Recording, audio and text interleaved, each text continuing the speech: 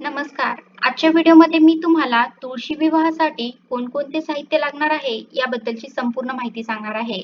पण त्याआधी तुम्ही चॅनलवरती नवीन असाल तर चॅनलला लाईक करा आणि सबस्क्राईब देखील करा. कमेंटमध्ये श्री स्वामी समर्थ किंवा ओम महालक्ष्मी नमः लिहायला विसरू नका.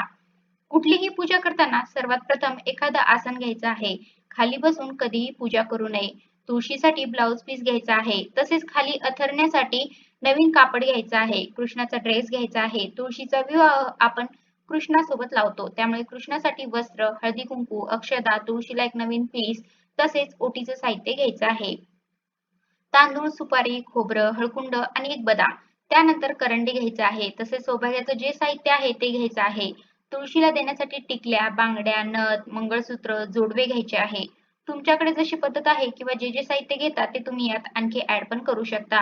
कृष्णाला लावण्यासाठी हळदीमध्ये थोडंसं पाणी किंवा दूध टाकून घ्यायचं आहे. तसेच एक कलश घ्यायचा आहे. कलशामध्ये ₹1, सुपारी, हळदी, कुंकू, अक्षता टाकायच्या आहेत. पाणी भरून घ्यायचं आहे आणि आंब्याची 5 पाने ठेवायची आहेत. तुम्ही विड्याची पानेही ठेवू शकता. वर एक नारळ ठेवायचा आहे. त्यानंतर गणपती बाप्पा घ्यायचे आहेत. तुमच्याकडे गणपती बाप्पांची मूर्ती नसेल तर सुपारीही ठेवू शकता. बाळकृष्ण घ्यायचा आहे. तसेच धूप, उदबत्ती, काळी पेटी तसेच कृष्णासाठी, गणपतीसाठी आणि तुळशीसाठी वस्त्र करून घ्यायचे आहेत. पुढे ठेवण्यासाठी पाणी घ्यायचं आहे आणि हे पाणी तुळशीला घालण्यासाठी पूजा करताना याचा वापर होईल. तसेच काही फळे घ्यायची आहेत. पेरू, संत्री घ्यायची आहेत. तसेच तुम्ही यामध्ये आवळा, चिंच, बोर पण घ्यायची असतात ते पण घ्यायचं आहे.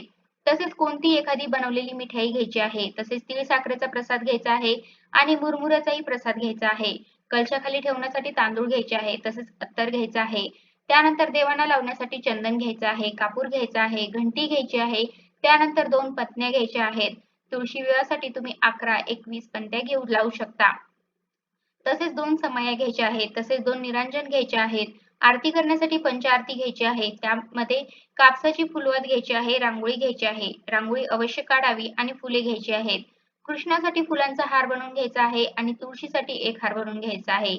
पारिजातकाची फुलं घ्यायची आहेत. आंब्याची पानं घ्यायची आहेत. आंब्याच्या पानांची तोरणं करायची आहेत. घराला या दिवशी अवश्य मेन दाराला तोरण लावावे कारण तुळशीचा विवाह आहे आणि अशा मंगल प्रसंगी घराला सजवलं जातं. बाकीची फुले घ्यायची आहेत. तुळशी माता म्हणजे लक्ष्मीचे प्रतीक आहेत म्हणून एखादे जरी असले तरी लाल फूल अवश्य घ्यायचं आहे. गणपती बाप्पांसाठी दुर्वा घ्यायच्या आहेत. तसेच आंब्याच्या पानांनी तुम्ही मंडप सजवू शकता आणि ऊस पण घ्यायचा आहे. कृष्णाला अर्पण करण्यासाठी तुळशीच्या मंजुळा घ्यायच्या आहेत. तसेच तुळशीचे पान नैवेद्यावरती ठेवण्यासाठी घ्यायचे आहे. तसेच तांदूळ, हळदी-कुंकू, फुलांच्या पाकळ्या हे सर्व मिक्स करून अक्षता बनवायच्या आहेत.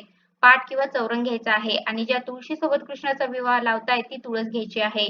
नवीन रोप असेल तर अतिशय उत्तम. तर अशा प्रकारे आजच्या व्हिडिओमध्ये मी तुम्हाला विवाहासाठी कोणकोणते साहित्य लागणार आहे याबद्दलची संपूर्ण माहिती सांगण्याचा प्रयत्न केला आहे. कसा वाटला तुम्हाला माझा आजचा व्हिडिओ कमेंट करून नक्की सांगा. धन्यवाद.